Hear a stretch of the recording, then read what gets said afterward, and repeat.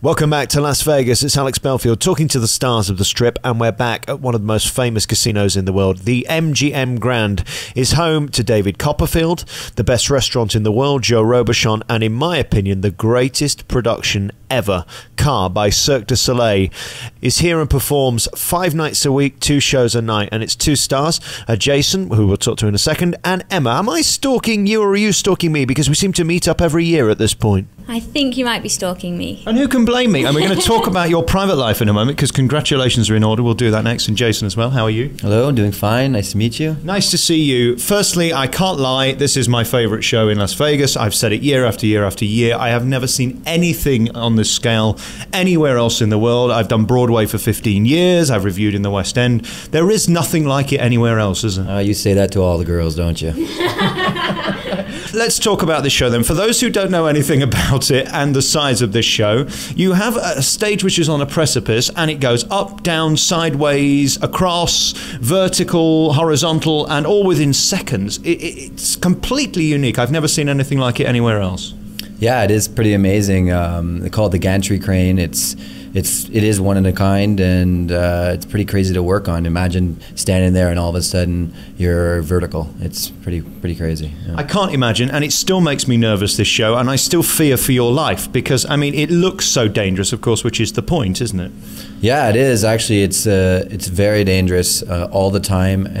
A lot of us have sleeping problems, especially myself. I went through probably 2 or 3 weeks of a special diet change and everything when I first arrived, and now that I'm here, it's pretty much just normal and par for the course, really. Hey, Emma? Emma, congratulations. I've spoke to you, I can't remember, maybe 5 or 6 years ago, and I said you were delicious then, and you're delicious now, which is a miracle because you've just had a baby. Yeah, thank you. How is that possible? I mean, you're slim, you're not 700 pounds. You know, this could be your excuse to get fat and never work again. Well, I think I was quite fat when I first came back, but I've been working out quite hard, so I'm getting there. I'm not there yet, but I'm getting there. It must be really tough, A, to have a private life where you're looking after a baby, which is relentless anyway, and then do 10 shows a week. This show never stops. It is probably one of the most energetic of any on the Strip. When do you have time to sleep? I don't really. I think I slept maybe 4 hours last night, especially because my baby, he's waking up like every 3 or 4 hours hungry. So yeah, sleeping is not an option right now. And not coming back was not an option either, because I mean, this is what you do and this is what you love. Exactly, yeah. And this is what I needed to get back in shape as well, you know. It was a big motivation. So it's been hard, but it's I feel good now. Like I'm getting there now and I can see results now, so. I interview a lot of people in Las Vegas year after year, and you can tell they're bored, you can tell they've had enough. But with this show, it does feel like the energy is still there every single performance, because it doesn't allow you to get bored, this show. Right, and because we all, like in some of the shows, you do the same thing every night, but in this show, we get to do like different acts every night, you know? I've been here over 5 years now, and last year I got to do Twin Sister backup, so I got to learn like a whole other role as well, which kept me entertained. So I'm sat here wondering what accent your child's going to have, because this is something we've talked about before. I mean, it's sort of this mid-Atlantic, sort of half English, half American. It's going to be curious, isn't it? I know. I really want him to have a British accent. I think he might in the beginning, but I think as soon as he goes to school, he's going to lose it. Yeah, that's going to be gone. Work hard on it, though. And congratulations to your other half as well. I first interviewed him in Love, another amazing Cirque show celebrating the Beatles, and he's now down the road at Wynn. Yes, now he's working as a dive technician, scuba dive technician, which is good because he works in the daytime and then I work at nighttime, so you never see each other. Exactly, so it's really good. We never see each other. This is how you make a marriage work, I keep telling people. Let's talk about your role in the show. What do you do for those who haven't seen it? My character is called Zany Valet. There's myself, Zany, and then there's my partner, Acro Valet, which is a smaller, faster, a little bit, for lack of a better word, dumber, crazy guy. And our roles are to go throughout the show taking care of the soon-to-be Emperor and Empress, the twin sister and twin brother. So we're in pretty much in every scene except for a few, battle being one, and we go through it in a comedic sort of way. Very hard to do justice to this show, and I say every time to Emma and to the other guys, to tell people how big this production is impossible, because anything you've seen on Broadway or in the West End is not on this scale. Let's talk about the number of people in it and how you all come together. I mean, there are hundreds, aren't there? Well, yeah, I mean, I think there's 80 plus artists, and twice as many technicians, and it really requires twice as many technicians. The show is so big, the stage is so big, everything is the biggest and the best kind of thing. But the one thing about it, which is something that always gets left behind, is that it's a very subtle show as well. The actors and the acrobats on the stage really dwarf the stage. They really make it look small, and you can really zone in onto the finer points, and that's what's different between another just giant show and one that's like this. This still has a small theater feel if it's played right. And that's what happens during our show at the same time, is that yes, you asked like how do we keep it engaged and how are we always going, it doesn't really drop, is because our show is a story from start to finish. So if you aren't engaged in that story, whereas in other shows you do an act and you leave and come back, you really need to be, even off stage, kind of engaged in what's going on. So it lends itself to being always at like a high level performance. I was saying last night at Zakana, which I saw for the first time, they're very distinctive, the producers of Cirque du Soleil, and they have a certain style. The lighting is always remarkable. The music is so moving. And what you were talking about there, Jason, is so interesting, how it goes from 1 minute being a massive, great big illusion, and next they'll do something just with paint or with the sand, as in Zakana, or here, just the little hand movement stuff where they make the puppets on the big screen and all of that. They go from large to big, and it's that contrast that makes it so compelling, isn't it? Yeah, definitely. I haven't actually seen Zarkana yet. I really want to see it. You must go. I can get you a ticket. Okay, yeah, that sounds good. You haven't got time though, have you really? Not really. But and also with Car, the nice thing is the story. Like you can actually like follow the story and follow the characters, which is nice for the audience too. It is remarkable how many people are in this show, and I guess there are costume changes and people do different parts, but there's always the unique clowns within this. I mean, Cirque du Soleil do keep to their roots and make sure that there is a dialogue throughout, some of which we can't understand.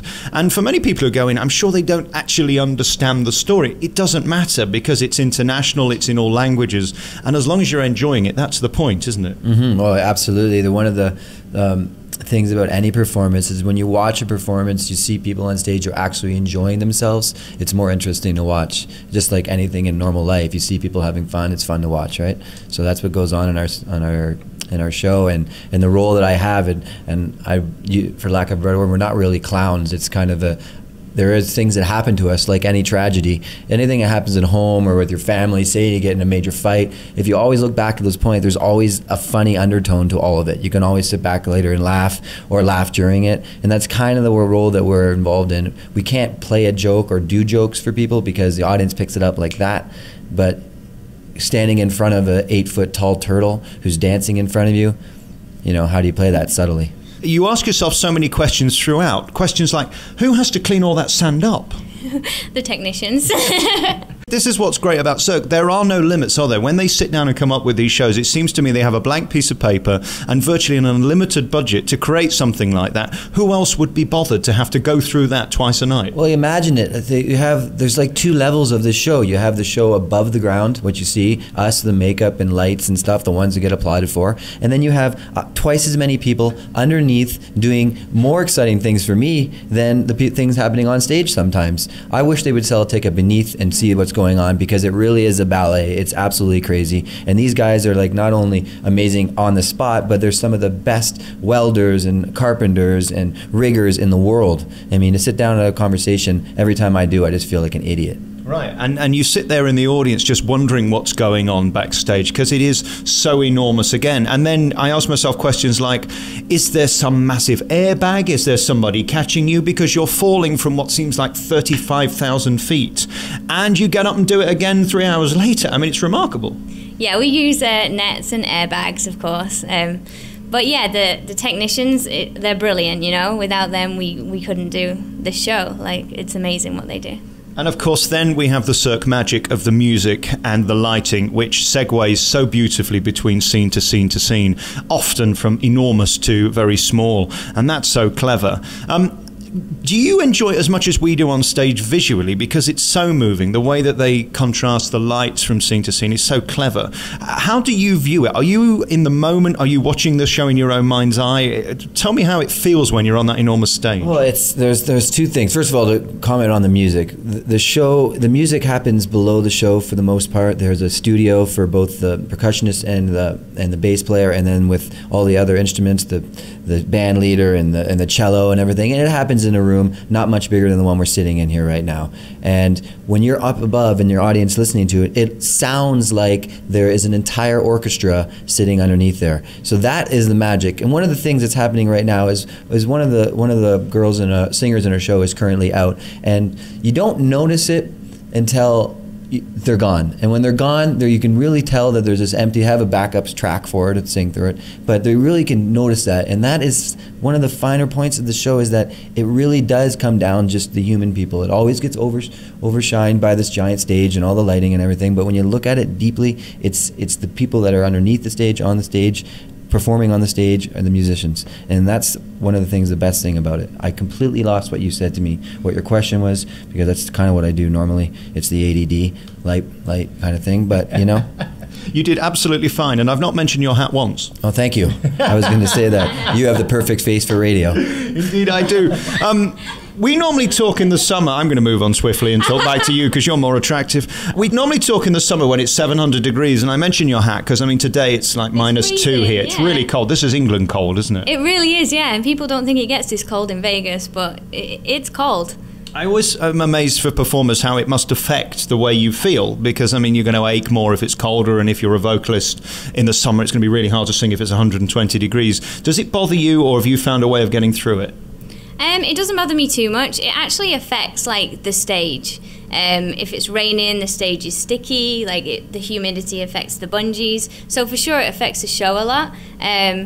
But me, I mean, it affects me walking from the car park into work because I'm freezing. But other than that, no, not really. And I always talk about the food and this town of joy and excess and all of that stuff, the flamboyance of it. Do you get involved in the Strip, or are you one of these performers that just leaves the show, goes home and lives a normal life? I was one of these performers. I would say if you talk to, I did a poll between the performers on the Strip, 95% of them just leave the Strip. The only time we come down to the Strip is when we're performing or if our friends come into town. And then we get those giant drinks shaped as the Eiffel Tower and walk around kind of half blind, just to fit in. And that's the way it is, There's a lot of, Vegas is pretty cool. It's known for the Strip, but there's a lot of cool stuff off the Strip. There's the ocean 4 hours away, you got mountains everywhere. So that's the kind of lifestyle most of us live, I think. I think what this show does as well, I know this sounds a bit cheesy, but I went out Wednesday to the Grand Canyon and took a helicopter ride and all of that. And this really is what you should do when you come here, because you realise there's enormous beauty within seconds of the Strip itself. And this show kind of does that as well. It makes you realise a sort of perspective. I don't know whether you know what I'm talking about, but it makes you realise actually nothing matters. You see that big stage and you realise your life is so unimportant. So many people have put such work into that, and you go to the canyon and you realise we're nothing. And that's, again, the magic of this show, isn't it? It is anthemic. It's epic. Yeah, and actually what's cool is they let us watch the show every so often. All of the artists, one by one, we'll have a day where we're out of the show and we can watch, which is really cool because sometimes, you forget. Every night we're in it and we see it on the TV screen backstage, but it's not like sitting in the audience and seeing it for real. And it's really nice to see that and remember what you're a part of and how cool it is. And then, of course, every scene more or less crescendos towards this big ending, which I'm not going to give away, but it is nothing short of spectacular. Have you ever been set on fire by one of those fireworks? No, but I've dodged a few. I'm a little faster than the rest of them. My clown character doesn't really look like that, but I am really probably the fastest one in the show, so yeah. It's good for avoiding the targets, Absolutely. isn't it? Well, you just dodge and duck and dodge and duck, kind of like dodgeball.